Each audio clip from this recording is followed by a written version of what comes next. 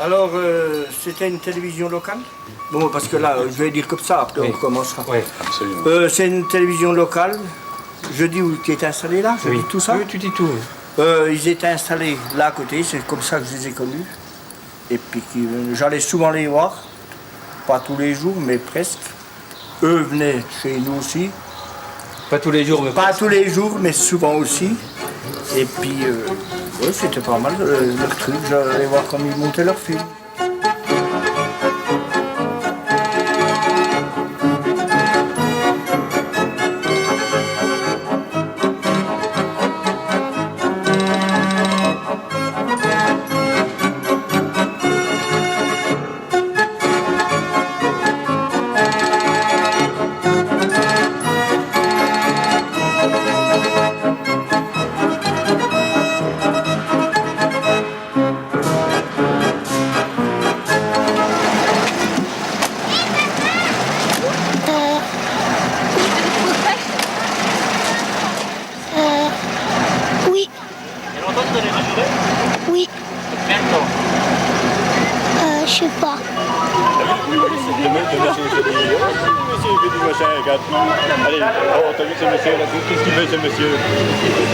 Mesdames, regardez le reporter de la télévision qui vous filme actuellement.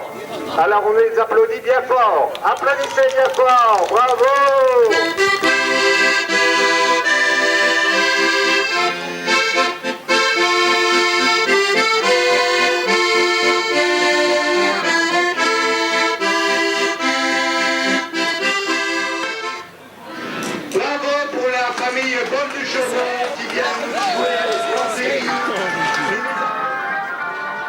Pour sa première émission, il y avait déjà tout. Les gars qui friment, les filles qui évitent la caméra, la caméra indiscrète,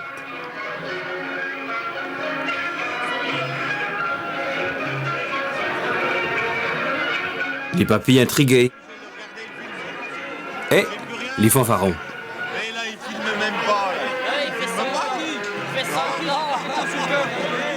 C'était effectivement les premières images de Télé-Sauget, la télébrouette. Les acteurs de cette aventure se sont réunis il n'y a pas très longtemps, comme des anciens combattants, pour échanger leurs souvenirs. Certains ne s'étaient pas revus depuis quelques années. La dernière réunion a eu lieu quand? Au début, on a commencé par vouloir faire le cinéma itinérant. Laisse-le voir, il est parti. On voulait faire donc du ciné-club dans les communes du Sauget. Voilà. Donc on avait parti sur la base donc, de louer des films. Tu te rappelles à la folle? C'était déjà le bordel aussi ça. Et donc on a commencé à faire ces représentations de films. Et puis pour attirer les gens donc à la séance de film, Dominique a eu l'idée qu'on fasse l'après-midi avant le film 2-3 reportages vidéo dans le village où on était. Et puis ça a pas mal marché ça. Mais tu travaillais en quelle année? C'était en 78. À la fin des années 70, le monde rural se réveillait et avait envie d'animation. La régionalisation de la France se mettait en route et surtout la vidéo dite légère apparaissait. C'est ainsi que par hasard, dans le Haut-Doubs, est née une des premières télévisions locales, mais personne ne le savait encore. Dans cette rubrique, nous vous présenterons les diverses activités sportives et culturelles du canton. Aujourd'hui, un flash sur le ski dans les secteurs de Gillet et de Montbenoît.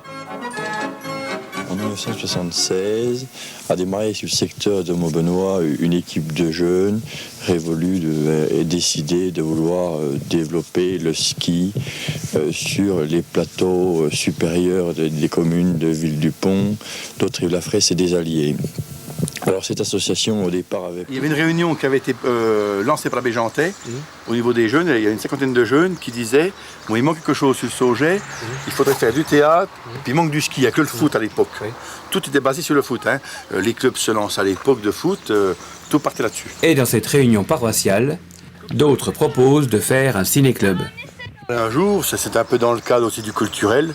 On a dit télévision, il faut voir déjà, parce que pas des gens de chez nous, des gens d'extérieur. Donc il faut voir ce qu'ils valent. On va les laisser faire. Puis on les a laissés monter ce qu'on appelait télé-Sauget. On se disait, oh là là, il y a toujours un danger. On en a un peu peur, c'est vrai, mais on le reconnaît. Avec le recul, on le reconnaît. Alors qu'on aurait dû mieux exploiter ce qui arrivait, mais bon, on se disait, attendez, on va voir.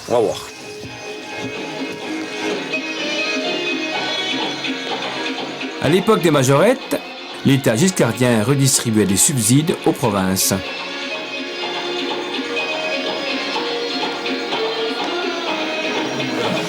À la télé, tu vois pas. Tu la mets en boîte. Tu la mets en boîte. On va allumer, tiens. J'allume Garapon. Voilà, comment ça s'est passé, monsieur Garapon? Dans la décade 70-80, l'État a mis un paquet sur la Franche-Comté, à tous les niveaux. Donc il y a eu des associations qui ont été créées qui devaient servir de moteur à tout ça. Et on avait un stock de matériel, un parc de matériel pour les expositions, pour le théâtre et surtout, comme on était nos deux permanents étaient des cinéastes, enfin d'origine, donc on a monté les choses, on a évidemment pensé en termes d'audiovisuel. Claude, tu es agriculteur dans le Haut-Doubs, on te surprend là en plein mois d'hiver. Différents bruits qui courent, il paraît que les paysans du Haut-Doubs ne font rien l'hiver. Ces sujets, ça s'appelle, c'est pompeusement une télévision quand même. Hein. C'est surtout de la vidéo. Au départ, il y a 4 ans, on a voulu créer un ciné-club et on a eu de la chance à Maubenois qu'il y avait le CRDC qui était implanté là. Et il y avait un super parc de matériel, quoi. Il faut le dire, il dormait un petit peu. Alors on a exploité à fond le matériel vidéo qui était là. Donc moi, par exemple, mon premier réflexe, vidéo égale télé. Donc on a dit on fait une télé. Télé-Sauget, une expérience sympathique qui, à l'ère de la communication, pourrait bien s'étendre à d'autres régions. Et pour terminer, cette image qui pourrait être prise comme un symbole par les professionnels de la télévision ou pour un simple incident de parcours, seul l'avenir nous le dira.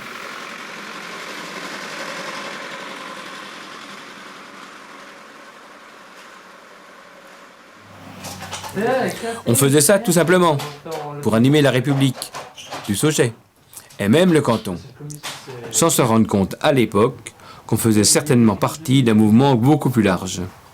Il y a à la Libération un relatif consensus assez large sur l'idée que la télévision est organisée sous forme d'un monopole. Il y a un service public qui est encastré dans le monopole, mais le problème va se poser parce que ce monopole va être confisqué par les partis au pouvoir, surtout à partir du moment où la télévision devient importante en France, c'est-à-dire à peu près à l'arrivée du général de Gaulle, en 58, 59, 60, et il y a un contrôle politique, d'abord par de Gaulle, ensuite par Pompidou, ensuite par Giscard d'Estaing. Et donc il y a une contestation qui va monter contre cette télévision descendante. Donc il y a des réactions contre cette absence de pluralisme. Et c'est ainsi qu'apparaissent des mouvements de contestation à l'égard de cette télévision. Mais déjà, il y avait eu au Québec, et puis aussi dans d'autres pays, plus tard en Italie, des mouvements de télévision associative qui contestaient donc ce poids du monopole. À la fin des années 70, il y avait précisément un bouillonnement considérable qui touchait à cette question des médias, puisqu'on était juste avant la libéralisation de la loi sur l'audiovisuel. Donc en fait, à cette époque, il y avait des expériences pirates de télévision, beaucoup de radio. Et c'était précisément à ce moment-là que sont nées aussi ces vidéos de pays. C'est-à-dire qu'il y avait à la fois ce bouillonnement, cette envie de parler, de prendre en main la représentation d'un territoire, etc. Mais aussi, ça s'est accompagné de ce nouveau matériel qui arrivait. Ça, c'est très important parce que jusqu'à maintenant, la télévision était faite avec des gens, des grosses équipes lourdes des télévisions, avec des caméras, dont le maniement était difficile, et là, arrivait la vidéo, c'était beaucoup plus léger, il n'y avait pas de développement, on pouvait, à 2 personnes, un cadreur, un preneur de son, on pouvait arriver à peu près à faire quelque chose. Il y avait des bandes de montage qui étaient encore chères, mais il y avait des centres de ressources où on pouvait utiliser ces bandes de montage pour monter, donc ça devenait possible, avec ce matériel, de faire de la télévision dans des conditions techniques correctes. Voilà, c'est vraiment une initiative de gens qui se disent on est sur un territoire, on vit, on est bien sur ce territoire, on fait beaucoup de choses, et l'image qu'on a du pays dans lequel on vit est à l'inverse de ce que l'on ressent, de ce que l'on croit, de ce que l'on fait tous les jours. Eh ben, on va prendre une caméra pour renverser ce regard à cette image et pour montrer justement que c'est pas le cas, quoi.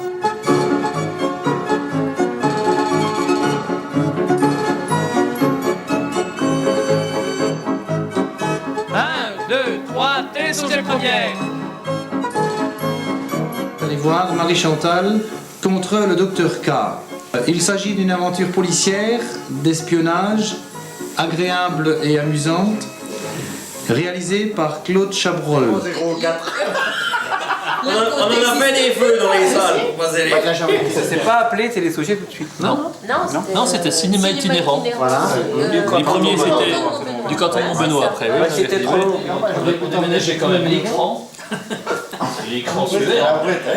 Il fallait quand même une grosse voiture. Le projet, le film, les caisses. Le magnétoscope. Le gros magnétoscope.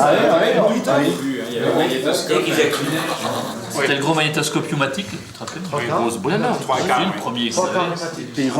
Avec une espèce de bande qui passait tout partout. On a toujours été en 16. Oui, c'est ça. Si le cinéma itinérant s'est arrêté, parce qu'on a eu du mal à trouver, à trouver des bons films, hein, Aguirre et la colère de Dieu, oui. Ou La Coupe à 10 francs, des trucs comme ça a fait fuir un petit peu les... Oui. Pour trouver des films corrects, il fallait qu'on passe en 35 mm, hein, et on n'a jamais trouvé le fric pour acheter le projecteur. C'est ça.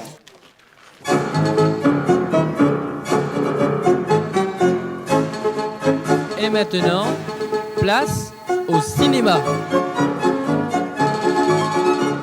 Diffusé un coup un dimanche après-midi un tournoi de foot à Rouen. Personne. Il y a un petit vieux qui est venu. Et puis on a regardé le film tous les deux. C'était ça qu'on regardait, combien de bobines? Il y a une fois, j'en avais tellement marre, j'en ai sauté une. C'est au bout de 5 minutes. Tu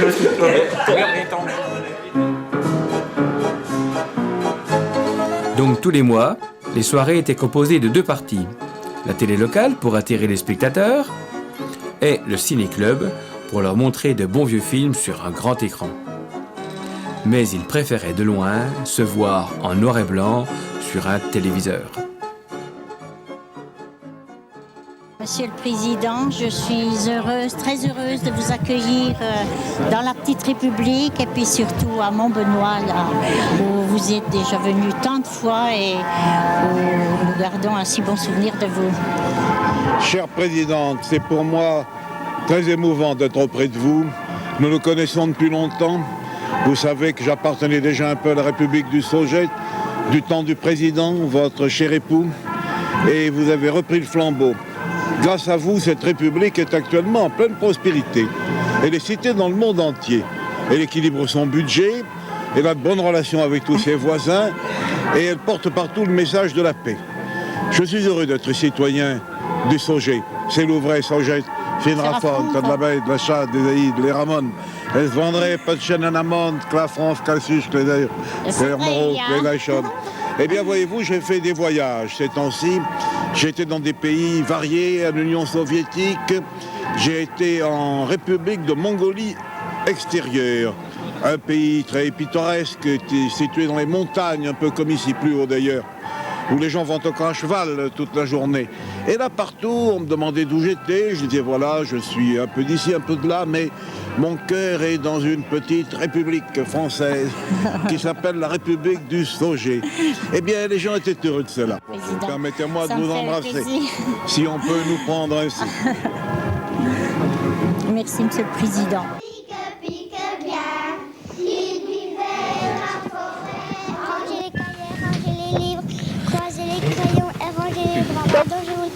En raison d'incidents indépendants de notre volonté, les images de ce reportage présentent des rayures désagréables. Veuillez nous en excuser. On avait un matériel demi-pouce qui n'était pas très commode parce qu'avec le froid, les bandes se collaient, enfin, etc., etc. Toi, tu étais enthousiaste, moi j'étais enthousiaste et on a passé beaucoup de temps et beaucoup de plaisir à rencontrer des gens. Les gens de là-haut étaient sympas, plus que sympas, ils étaient vraiment intéressés par la vie de leur canton. C'était d'autant plus agréable que même si c'était en noir et blanc, même si c'était pas très bon, les gens se déplaçaient pour venir voir sur un écran de télévision, disons un grand écran de télévision comme ça, là, et ils se mettaient tous dans une salle en train de regarder, ça les intéressait, ils se déplaçaient pour ça, ils sortaient, ils affrontaient la neige, ils affrontaient tout pour venir se regarder, se parler, boire un coup, voilà. Bon, bah, ce coup-là, ils finissent de les faire. Ah, parce que avec cette soutane, ça doit pas être bien facile, hein. Vous savez, on a l'habitude. Oh, mais ce coup-là, c'est le bouquet, bon Dieu. Tais-toi, on dit pas des choses comme ça. Curé, nom de Dieu. Ils avaient monté un théâtre, tous les agriculteurs avaient monté un théâtre. C'était un théâtre rude, enfin je veux dire les curés en prenaient plein le valise, enfin c'était vraiment assez cru. Et quand on a monté, on a été convoqué chez l'abbé Jantel, qui était le doyen presque, enfin presque le chanoine du coin, et qui nous avait dit mais comment, c'est pas possible, vous pouvez pas faire ça. Alors on dit bah, écoutez, vous voyez ça avec votre confrère, parce que nous on n'y est pour rien, on a juste filmé le théâtre qu'ils ont fait. Alors c'était super. Grève à l'ORTF. Tiens, les techniciens du Sauget prennent leur lait et télévisent en direct sur les 3 chaînes nationales. Non, étrangères, puisque nous sommes au Sauget. La séance de ce soir. C'est ainsi qu'est né Télé Sauget, un enfant de la vidéo qui pourrait bien faire beaucoup de descendants. Sont concernées 16 communes du canton de Montbenoît. 16 villages qui servent de décor à la réalisation des reportages, 16 villages qui servent de lieu de projection à ces reportages. L'équipe de Télé Sauget, 4 ou 5 personnes selon les jours, toutes bénévoles, toutes amoureuses de la vidéo et de leur canton. Enfin, Télé Sauget, c'est plus de 4000 habitants, autant d'acteurs que de spectateurs. Alors quels sont vos sujets de reportage? Au début, on peut pas dire qu'on créait l'événement, quoi. On filmait ce qui se passait. Hein. On faisait de l'événement. Enfin, il y avait une kermesse, un comice. Mais on allait aussi faire des portraits de personnes, quoi. On allait faire un reportage sur deux petits vieux à Ville-du-Pont, les frères Maradin. Hein. Ils ont refait des skis pour nous, comme ils étaient dans le temps. C'était super. On ne peut pas se figurer le boulot qu'il y avait pour faire une paire de lattes. Parce que rien n'est d'équerre, voyez-vous. Eh bien, voyez, pour débuter, pour faire une paire de skis, il faut déjà avoir du bois au moins 3 ans d'avance. Hein. Ouais. Et puis après, il faut le débiter tout en ébauche, comme ça, pour qu'il ne se tourmente pas. Et après, ben, vous le travaillez. Alors, il faut du bois bien sec, alors. Oui, oh, oui. Du bois sec. Oui, oui autrement, il se travaille. Qui a été coupé à un certain moment. Oh, il fallait, les vieilles gens disaient toujours, il fallait couper ce bois-là à la Saint-Martin, à la lune de la Saint-Martin. Voilà. Hein.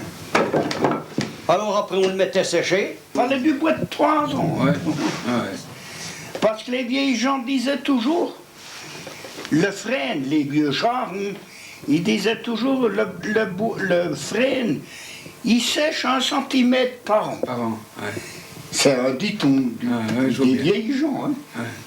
C'est un ski suisse, ça. Oh non? On m'avait dit non, c'était un que vous aviez fabriqué. Ça. Ah oui, c'est des derniers qu'on a fait. Ouais. C'est un modèle suisse. C'est un modèle suisse. Oui, bon, je veux bien vous dire, hein, les Suisses, ils n'ont pas plus beau de modèle que chez nous, hein, ouais. Ça. Ouais. Ouais, mais il n'y a plus guère que nous, qu'on me rappelle. C'était pas grand, je pense. Oui, mais alors s'il y en a un qui voudrait voir. Ah, bon, ben je sais pas qu'on est là en train. Oui, ben on va faire juste semblant, hein. Voilà. Ne dites pas que c'est pour faire. Oh, ça va vous embrouiller votre truc là. Ça montre bien qu'elle ne va plus. Ben. Qu'est-ce qu'il y a des grains, oui. C'est pas grave, c'est le couvercle. Ah, sur... Bon, c'est qu'il y a un sacré cirque là.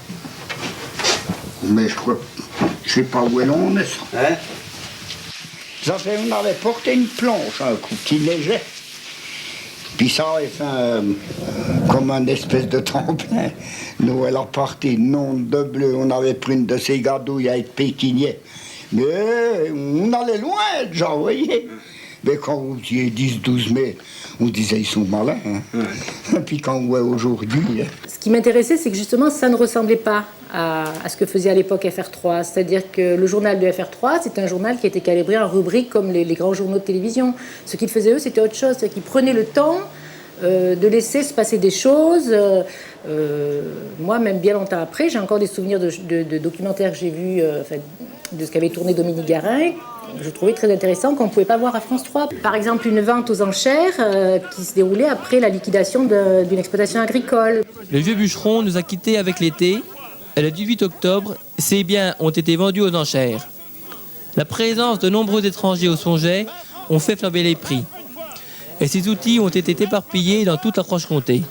On ne peut s'empêcher de regretter qu'en cette année du patrimoine, ces témoins de la vie rurale n'aient pas été conservés pour la constitution d'un musée des traditions du Haut-Doubs. C'est pas toi qui tiens, c'est monsieur. 400 francs. 500 francs. 50 000 anciens francs. 800 francs. 850 francs. 850 francs une fois. Vendu. Et ceux qui les faisaient sont tous morts. Le Seyo avec des cercles en bois. Lui qui l'achète ça, qui n'est pas au courant, chez eux, il la mettra comme cela. Quand ça s'est grillé, les cercles descendent toujours. Et après, on aura combien pour cette belle seille? Combien? 100 francs. 100 francs, ça vaut mieux que ça. À 100 francs le Seyo. 100 francs une fois. 110 francs. À 110 francs. 110 francs une fois. 120 francs. 120 francs. 20 francs. 20 francs une fois. 20 francs deux fois. Vendu deux fois. Ton nom. 40 francs une fois. 40 deux fois. 50 francs une fois.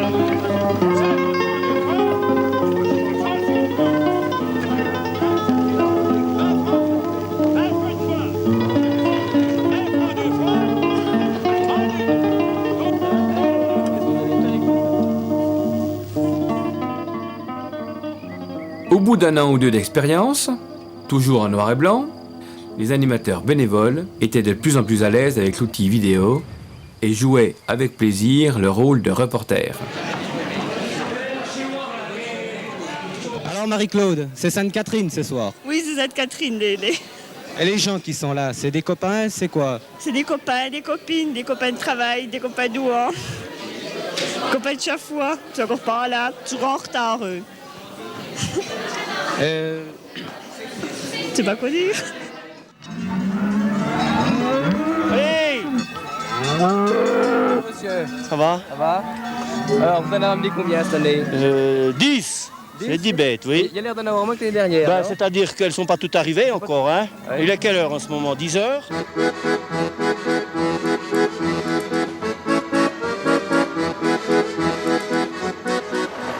Je reconnais parfaitement que vous avez des difficultés, mais je dis que c'est intolérable une situation comme ça. Le désordre, ça, c'est une chose qui me déplaît. C'est tout.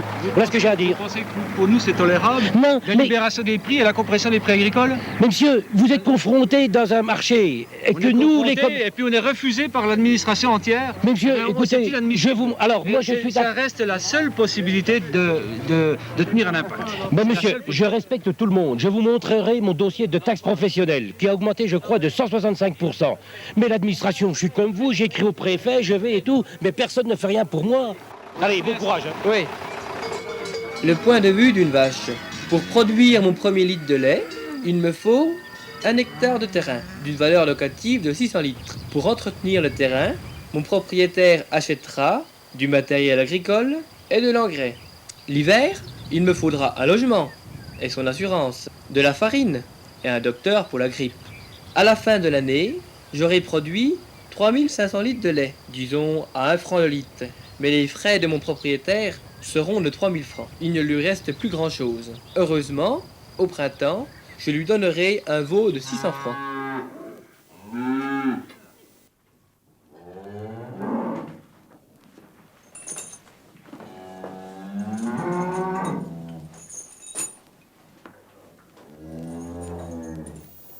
Communiqué. J'ai une mauvaise nouvelle à vous annoncer. C'était la dernière émission de Télé Sauget. Adieu. Adieu Télé Sauget en noir et blanc. Car, dès le mois prochain, vous verrez tomber la neige en couleur sur Télé Sauget. Et maintenant, tombe la neige. Tu ne viendras pas ce soir.